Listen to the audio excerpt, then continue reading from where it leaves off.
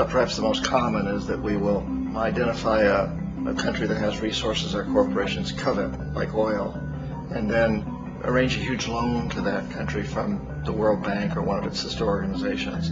But the money never actually goes to the country. Instead, it goes to our big corporations to build infrastructure projects in that country, power plants, industrial parks, ports, things that benefit a few rich people in that country, in addition to our corporations, but really don't help the majority of the people at all. However, those people, the whole country is left holding a huge debt, and such a big debt they can't repay it, and that's part of the plan, that they can't repay it.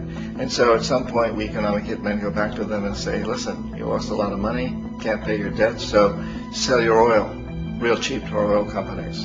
Allow us to build a military base in your country, or send troops in support of ours to someplace in the world like Iraq, or vote with us on the next UN vote. To have their electric utility company privatized and their water and sewage system privatized and sold to U.S. corporations or other multinational corporations. So there was that whole mushrooming thing, and it's so typical of the way the IMF and the World Bank work, that you put a country in debt, and it's such a big debt it can't pay it, and then you offer to refinance that debt and pay even more interest.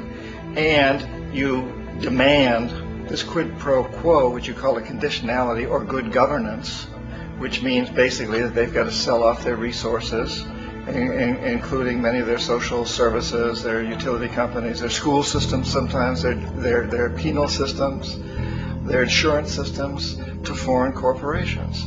So it's a double, triple, quadruple whammy.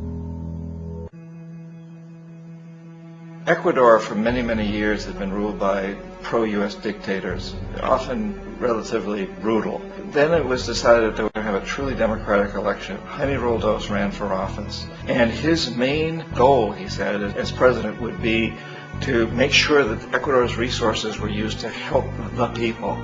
And he won, overwhelming, by more votes than anybody had ever won anything in Ecuador.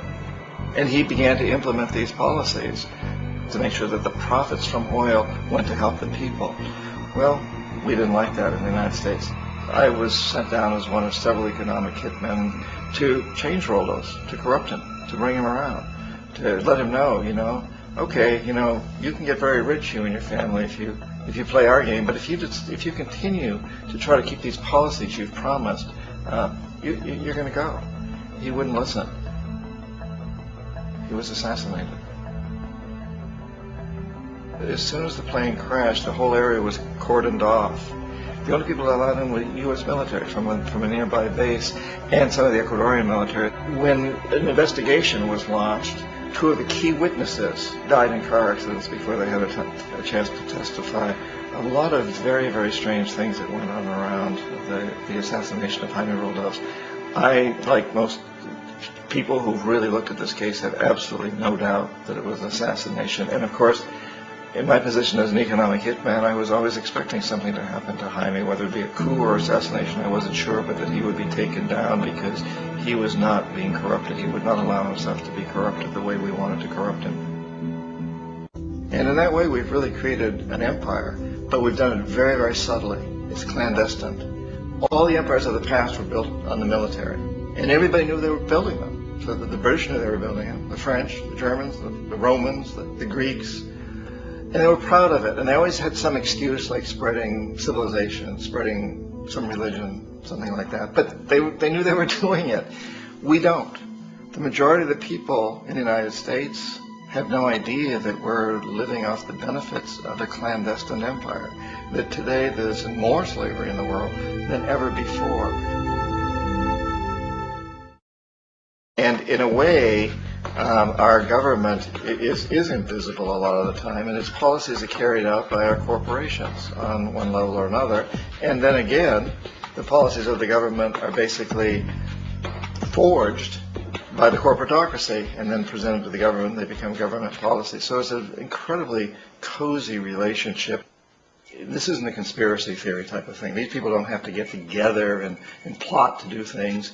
They all basically work under one primary assumption, and that is that they must maximize profits regardless of the social and environmental costs.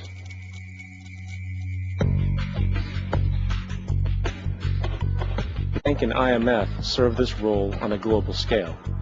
The basic scam is simple. Put a country in debt either by its own indiscretion or through corrupting the leader of that country. Then impose conditionalities or structural adjustment policies, often consisting of the following. Currency devaluation. When the value of a currency drops, so does everything valued in it. This makes indigenous resources available to predator countries at a fraction of their worth. Large funding cuts for social programs. These usually include education and healthcare, compromising the well-being and integrity of the society, leaving the public vulnerable to exploitation. Privatization of state-owned enterprises. This means that socially important systems can be purchased and regulated by foreign corporations for profit. In the late 1960s, the World Bank intervened in Ecuador with large loans. During the next 30 years, poverty grew from 50% to 70%. Under or unemployment grew from 15 to 70%. Public debt increased from 240 million to 16 billion, while the share of resources allocated to the poor went from 20% to 6%. In fact, by the year 2000, 50% of Ecuador's national budget had to be allocated for paying its debts. It is important to understand the World Bank is, in fact, a U.S. bank, supporting U.S. interests. For the United States holds veto power over decisions, as it is the largest provider of capital. And where did it get this money?